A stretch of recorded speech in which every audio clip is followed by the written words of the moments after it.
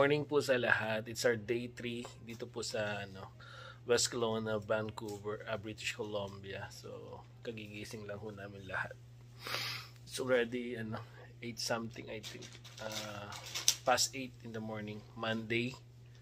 So, ayan, kagigising lang.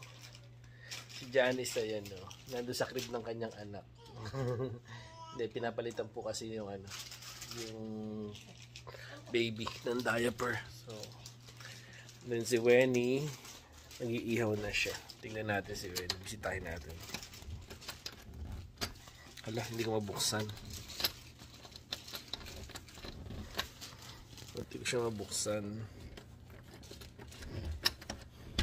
Ayan. Mondod ka sa kanila, Mon. Good morning, Wen. O, yan po siya. Mondod ka sa kanila, Mon. Kasi I need my space. Nakita may I need my space pa siya. Nag-iihaw po siya. Babaunin namin mamaya sa amin pong swimming. So, sabi ko kasi kagabi ako magluluto. Hindi ko alam kung nasa mood ho siya na magluto ngayon. Kaya siya po ang pinagluto. I need my space doon ka. Kaya nga gusto ko magluto kasi gusto ko ng space. May English pa po yan. I need my space. How many space do you want? More space. Go. Bati ka muna sa kanila. Uy! I'm nakaalin na mo. Sarap po yung magluto. Good morning. I need my space.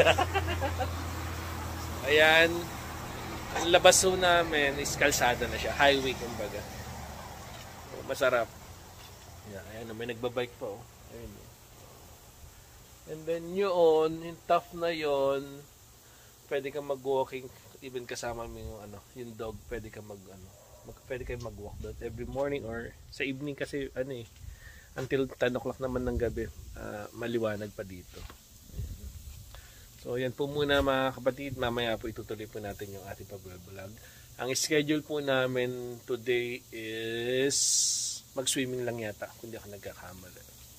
Again, good morning po sa lahat. It's me, your Kuya Mon TV. Sa mga hindi pa po nakasubscribe, don't forget to like, share, and subscribe ang ating pong video. And please hit the notification bell button para lagi po kayong updated pag may in-upload po tayong mga video. Thank you very much mga kapanalig, mga kapatid, kuyang ate. Bye-bye!